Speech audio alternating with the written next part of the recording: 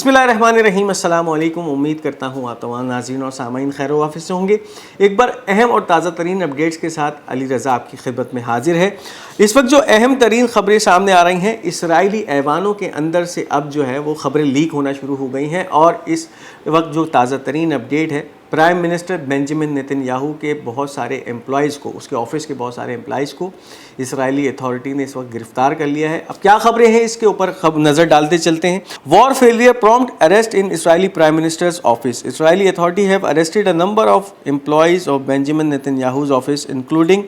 spokesman Eli Wildstein on charges of leaking classified military information related to the Gaza war to the German newspaper Bild। अब ये Israeli 13 channel या network 13 जो है इस खबर को ब्रेक कर रहा है कि इसराइली वज़ीर आज़म बेंजामिन नेतन्याहू के ऑफिस के बहुत सारे मुलाजमीन जो हैं उनको गिरफ़्तार कर लिया गया है और उन पर इल्ज़ाम ये लगाया गया है कि उन्होंने गज़ा की जंग के हवाले से जो बहुत ही हसास क्लासिफाइड मालूमात इसराइली वज़ीर आज़म के ऑफ़िस में मौजूद थी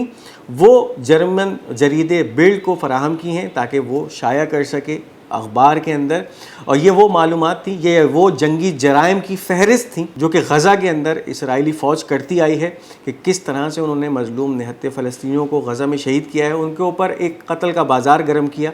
एक मैसाकार किया, उनकी नस्लकुशी की। और जो भी वो क्लासिफाइड मिलिट्री डॉक्यूमेंट्स थे अब वो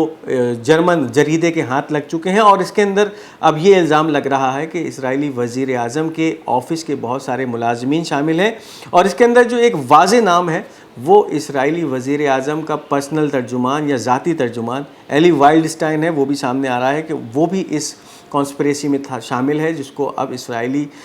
इदारों की तरफ से गिरफ़्तार कर लिया गया है। तो अब ये कैफियत है, वज़ीर आज़म के ऑफिस से ही ख़बरें जो हैं वो लीक होना शुरू हो गई हैं और इनका दायरे कार अब बढ़ता जा रहा है, फूट पड़ना शुरू हो गई है अंदर ही अंदर। और अब इसका जो आगाज़ है वो वज़ीर आज़म के दफ्तर से शुरू हो चुका है। अब इसके साथ साथ जो एक अहम ख़बर है और सामने आ रही है सिक्योरिटी काउंसिल के हवाले से, यमन के ऊपर जो है कुछ सैंक्शंस लगाए गए हैं, उस हवाले से कुछ खबरें हैं। A team from the Security Council demand the closure of our accounts on social media sites. The Security Council, which has failed to stop the genocide in Gaza for a year, wants to stop Ansar Allah's social media accounts. अभी यमनी मजलिस शुरा के एक member हैं, उनकी तरफ से tweet किया गया है कि सिक्योरिटी काउंसिल यानी इस्लामती काउंसिल जो है उसकी तरफ से सोशल मीडिया साइट्स के ऊपर अंसारुल्लाह के अकाउंट्स को बंद करने की जो है एक रिक्वेस्ट की गई है। ये वही सिक्योरिटी काउंसिल है जो कि एक साल के अंदर गज़ा में जारी बर्बरियत को, नस्लकुशी को, उसके साथ साथ कत्लेआम को रोकने में तो नाकाम हुई, लेकिन अब उनका बस ये चल रहा है कि वो अंसारुल्लाह के जितने भी मीडिया अकाउंट्स हैं, सोशल मीडिया अकाउंट्स हैं, उनको जो है अब बंद कर रही है। उनका जुर्म यही है कि फ़लस्तीनियों के साथ और इसके साथ साथ लबनानियों के साथ इजहार यकजहती के तौर पे यमनी हौसी जो भी कार्रवाई करते हैं और फिर उसका प्रचार करने के लिए सोशल मीडिया को इस्तेमाल करते हैं, तो अब उस पर कतगन लगाने की बातें यूनाइटेड नेशन की सिक्योरिटी काउंसिल की तरफ से सामने आ रही हैं। इसके कुछ मेंबरान हैं जो कि ये नहीं चाहते कि हौसियों की तरफ से जो भी कार्रवाइयाँ हैं वो सोशल मीडिया का हिस्सा बने या फिर दुनिया के सामने आए, दुनिया को पता चले कि इस वक्त हौसी क्या कर रहे हैं। तो ये एक बहुत ही घिनौनी साजिश, घिनौना फेल है जो कि सामने आया है सिक्योरिटी काउंसिल की तरफ से अक़वाम मुत्तहिदा की, कि अमेरिका और उसके साथ साथ इसराइल को रोकने में तो मुकम्मल तौर पे नाकाम है, उनका बस नहीं चल रहा उन पे। लेकिन जहां बस चलता है वो बस ये चलता है कि हौसियों के सोशल मीडिया अकाउंट्स को अब निशाना बनाया जा रहा है, उन पे अब अपनी नज़रें जमा ली हैं। अब इसके साथ साथ एक कार्रवाई हुई जिसमें नॉर्दर्न कमांड का एक कमांडर ज़ख्मी होता है और उसके बाद उसके ऊपर मीडिया ब्लैकआउट छा जाता है। इस हवाले से अब जो खबरें खुली हैं तो अब किसी ऐसे इंसिडेंट की जो है रिपोर्ट है जिसमें इसराइली फ़ौजें जाने बचा के लबनानी गाँव से भागी है, उस हवाले से कुछ खबरें हैं। Hebrew media, northern command commander Uri Gordon was injured today in an operational accident in लबनान। ये शुमाली कमांड का कमांडर है उरी गॉर्डन। ये इसके ज़ख्मी होने की पहले इत्तलात आती हैं कि किसी एक्सीडेंट के अंदर ये ज़ख्मी हो गया और कोई गाड़ी को हादसा पेश आया था जिसमें ज़ख्मी हुआ था। लेकिन उसके बाद जब ख़बरें एस्केलेट करती हैं, मामला खुलता है, उसके ऊपर से मट्टी हटती है तो पता ही चलता है वाज़े तौर पे वो गाड़ी से टैंक के ऊपर बात पहुंची, यानी वो हम एक्सीडेंट जो गाड़ी का नहीं हुआ था, किसी व्हीकल का नहीं था, बल्कि टैंक को जो है वो नुकसान पहुंचा था। एक एक्सीडेंट के नतीजे में टैंक पलट गया जिसके अंदर ये नॉर्दर्न कमांड का कमांडर मौजूद था और वो ज़ख्मी हुआ। बाद में फिर जो खबरें एस्केलेट हुई तो ये پتہ چلا کہ یہ ٹولی جو تھی ٹینکوں کی لبنانی بارڈر کے اندر پہنچے تھے، اور پھر حزب اللہ نے جب ان کو آگے پہنچنے کے بعد گھیرا تو پھر اپنی جانیں بچا کے جو یہ بھاگے ہیں، تو کنفیوژن کے اندر اپنی ہی گاڑیوں سے ٹکرا کر یہ ٹینک جو ہے پلٹ گیا، جس کے نتیجے میں یہ جو کمانڈر ہے اوری گورڈن یہ زخمی ہوا ہے۔ اور اس وقت کیفیت یہ ہے کہ مسلسل طور پہ حزب اللہ جو ہے ان کو آگے آنے کی جگہ دیتے ہیں، جب یہ لبنانی گاؤں میں گھستے ہیں،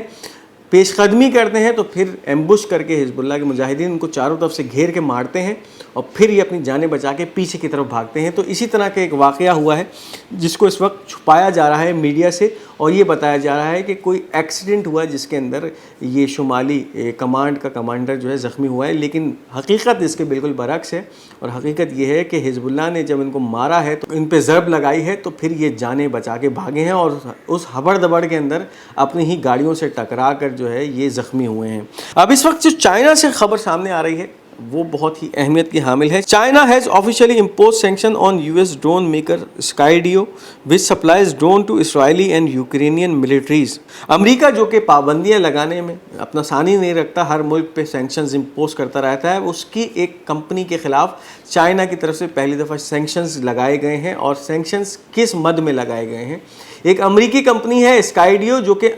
اسرائیلی اور اس کے ساتھ ساتھ یوکرینین فوج کو ڈرون سپلائی کرتی ہے، ایسے ڈرونز جو کہ پھر یہ ممالک جنگوں میں استعمال کرتے ہیں، یعنی پھر یوکرین رشیا کے خلاف استعمال کرتا ہے، رشین فوجیوں کو مارنے میں استعمال کرتا ہے، اور اسرائیل ان ڈرونز کا استعمال غزہ میں کرتا رہا ہے اور اب لبنان میں کر رہا ہے۔ تو اب چائنا کی طرف سے ایک بہت ہی واضح حکمت عملی سامنے آئی ہے، جس میں اس کمپنی کو بلیک لسٹ کر دیا گیا ہے، یعنی اس کے اوپر سینکشن لگا دیے گئے ہیں، پابندی لگا دیے گئے ہیں۔ چائنا جو کہ اس وقت ٹیکنالوجی میں اپنا ثانی نہیں رکھتا اور بہت سارے ممالک کو ٹیکنالوجی اپنی فراہم کرتا ہے، ان کو اسپیئر پارٹس دیتا ہے، تو اس وقت اس اسکائیڈیو کمپنی کے جو معاہدے چائنیز کمپنی سے تھے ان کو فوری طور پہ معطل کر دیا گیا ہے، اور اب ان پہ پابندی لگ چکی ہے، یعنی پھر چائنا سے جو بھی ٹیکنالوجی یا اسپیئر پارٹس ان ڈرونز کے سپلائی کیے جاتے تھے اب وہ سپلائی نہیں کیے جائیں گے، اور اس کی وجہ سے خاطر خواہ اس کمپنی کو بھی نقصان پہنچے گا، اور پھر یہ اسرائیل اور یوکرین کے لیے آگے کسی بھی طرح کے ہتھیار یا ڈرونز، ملٹری ڈرونز نہیں بنا سکے گی۔ تو اس وقت بہت ہی اسٹریٹجک موو کھیلا گیا ہے چائنا کی طرف سے اس جنگ کے اندر اسرائیلیوں کو اور یوکرینیوں کو نقصان پہنچانے کے حوالے سے۔ اب اس کے ساتھ ساتھ اس وقت 12,000 کی تعداد میں نارتھ کورین فوجی موجود ہیں رشیا میں، اور اب ان کی کامیابیاں سامنے آنا شروع ہو گئی ہیں۔ اس وقت رشین فوجیوں کے ساتھ جو شانہ بشانہ وہ لڑ رہے ہیں۔ اب ایک خبر سامنے آ رہی ہے، the first North Korean Special Forces officer awarded in Kursk region. He single-handedly eliminated 200 Ukrainian troops and additional 30 NATO mercenaries, as well as blowing up Abrams and one F-16. اب یہ تو سلسلہ شروع ہو چکا ہے، نارتھ کورین فوجی جب سے اس جنگ میں داخل ہوئے ہیں انہوں نے بھی اپنا لوہا منوانا شروع کر دیا ہے، اور ایک فوجی کی بات کی جا رہی ہے، ایک ایسے نارتھ کورین فوجی کی جس نے اس جنگ میں داخل ہونے کے بعد کرسک ریجن یعنی یوکرین کے اندر 200 یوکرینین فوجیوں کو ہلاک کیا۔ اس کے ساتھ ساتھ جو نیٹو کی مرسنریز یوکرینین فوج کے ساتھ لڑ رہی تھیں ان کو بھی 30 کی تعداد میں ہلاک کیا، یعنی یہ مجموعی طور پہ 230 فوجیوں کو جو ہے وہ ختم کیا۔ اس کے ساتھ ساتھ 5 امریکی ایبرام ٹینکس وہ بھی تباہ کیے، اور ایک امریکی F-16 طیارہ جو کہ اس وقت بہت ضروری ہے، یوکرین اس کو جو ہے مانگ رہا ہے مسلسل امریکہ سے، اس کو بھی تباہ کیا۔ تو ایک بہت ہی بڑا دھچکا ہے جو کہ یوکرینیوں کو پہنچایا، اور یہ بات ہو رہی ہے ایک فوجی کی جس نے سنگل ہینڈڈلی یعنی بذات خود یہ تمام کارروائیاں کی ہیں، اس کو پھر نوازا گیا ہے ایوارڈ سے میدان جنگ میں۔ اس حوالے سے اب یہ خبریں آ رہی ہیں جس کے اندر رشینز جو ہیں اس فوجی کو ایک میڈل پہنا رہے ہیں کرس کے علاقے میں ان تمام کارروائیوں کے نتیجے میں۔ تو یہ تھی اس وقت کی اہم اپڈیٹس، امید کرتے ہیں آپ کو یہ خبر نامہ پسند آیا ہوگا۔ اپنی قیمتی آراء کا اظہار کمنٹس میں ضرور کیجیے گا، اس ویڈیو کو لائک اور شیئر کرنا مت بھولیے گا، اور ہمارا یہ چینل پاک گولڈ میڈیا اس کو ضرور سبسکرائب کرتے جائیے گا۔ انشاءاللہ بہت جلد آپ سے ایک دوسری ویڈیو میں ملاقات ہوگی، تب تک اپنا بہت بہت خیال رکھیے گا۔ تب تک کے لیے مجھے اجازت دیجیے، خدا حافظ و ناصر۔